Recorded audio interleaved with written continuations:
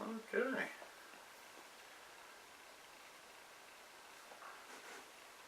We're still cutting little interesting details in here, and I'm really paying attention to how this, I'm sort of imagining ahead what the coloration of this bird overall is going to be. And I have to make sure that as I'm making these adjustments that it's really going to stand out the way that I want it to do. So that's why I'm paying attention again to this background rather than continuing to work on the owl.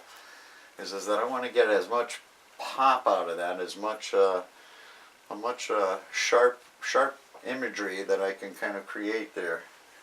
That's why, again, when we're talking about developing a piece consecutively and all together, that's one of the reasons why right there, is so that you can sort of control what that end image is going to be, and it's not going to be in a value range that doesn't look realistic or presentable.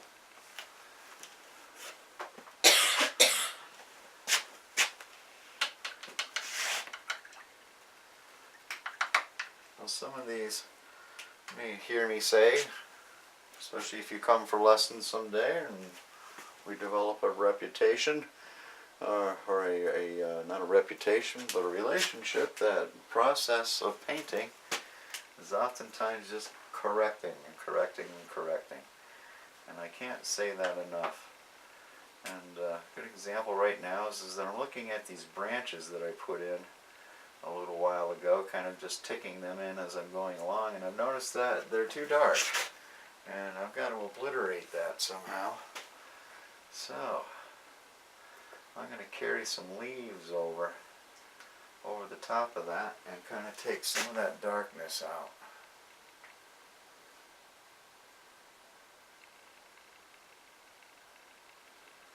See, I can kind of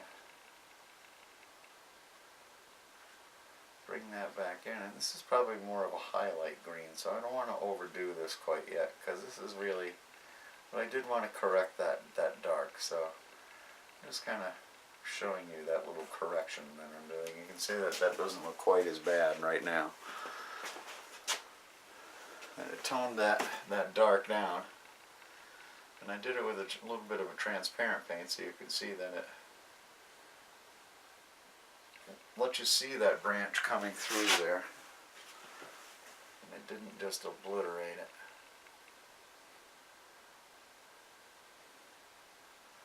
There's a fun little thing with these trees. I mean, I can work these back and forth on this canvas right now, but there's a nice kind of a way to start out. People often ask me how I do trees.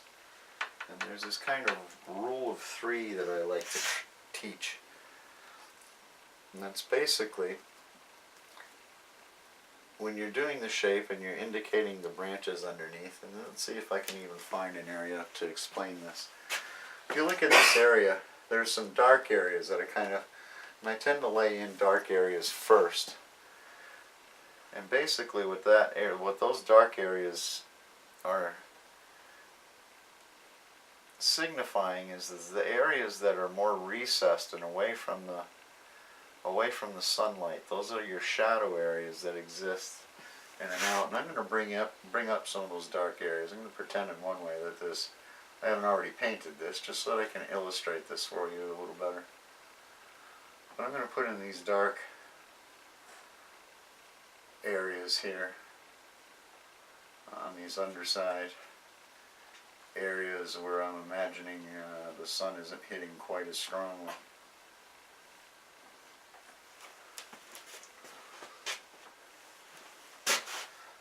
Kind of make sure I turn the brush and break it up so all these strokes aren't lying in exactly the same direction.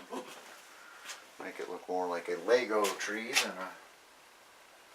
than a real one. But then after that darker color is in it, and I admit that this isn't terribly dark that I'm putting in, but I'm going to do it just to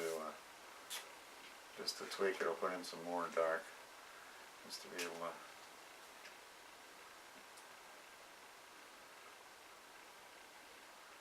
make that seem more evident.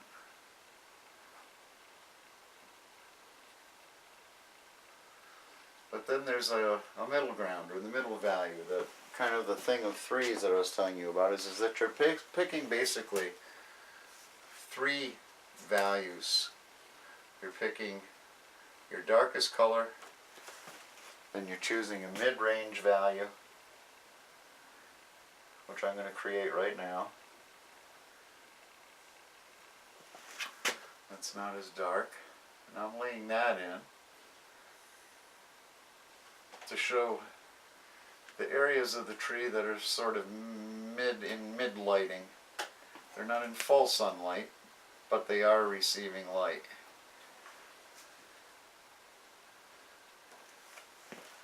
And then the third part of that three is that I'll take the highlight color and I'll go over the top of that where I know the sunlight really is going to be hitting the outer edges of that tree.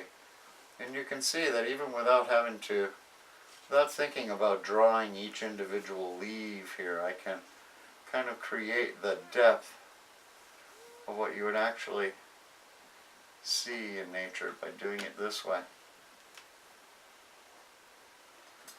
without taking the time to draw each leaf. Kind of a loose style, but it helps you.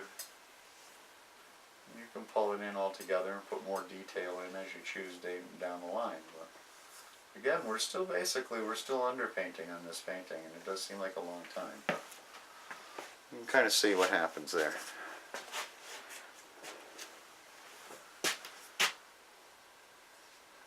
And another rule of thumb right now is that I want to stand back and I want to take a look at this. I'm softening this up a little bit, but I don't want to overwork this area. And that can happen. You can get in there with that rule of three that I was just explaining. Those three range values. And if I play with that too much, I'm just going to make that all mud. And I'm going to end up having to start all over again. So I'm going to get out of there for now, because I'm developing the rest of the painting anyway at the same time. So I don't need to have that in full definition yet. And I'll bring more corrections out to that later. I might indicate some of the highlights. If you remember our sunlight that's up here, I can bring some of that into these little piney treetops here, just a little indicator of it. Again, nothing too great. And I'll just start indicating that.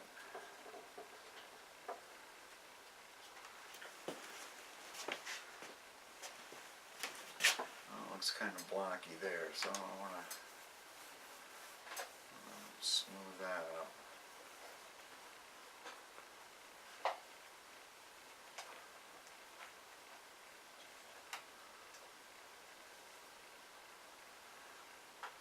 Again, they say what really makes a striking painting is those contrasts.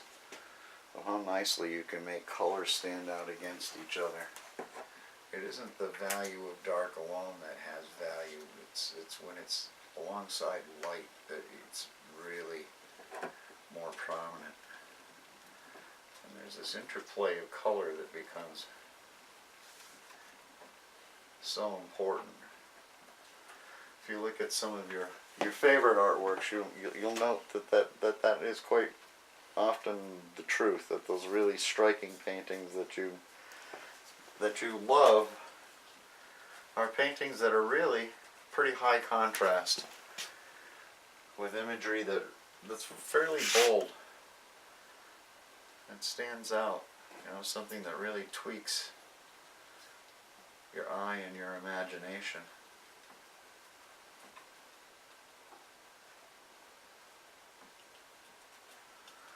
Now, a lot of times we will put a value scale closer together if we're doing a nighttime scene, or where we deliberately want to make our colors more uniform and less defined. But that's done, you know, for specific reasons. If you're doing a low light painting, or you want to convey a mood, like if you're painting a sad, moody scene by walking along a river, you're going to show probably a rainy day and you know, gray light, diffuse light. You're not going to show that bright sunshiny day. So even before you really worry about how you draw, how well you draw, there's a whole lot of control that you can get from art just by paying attention to your palette and your colors and how to lay them against each other and to let them benefit each other by how they contrast.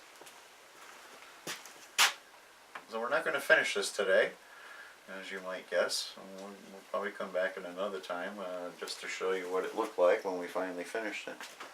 And we'll bring out some other projects when we get to get together again. And I really want to thank you for taking the time to watch us here at Havenwood on behalf of Leona and her project and her salve making today and her card making and sharing that with you and with painting. And we look forward to doing this with you real soon.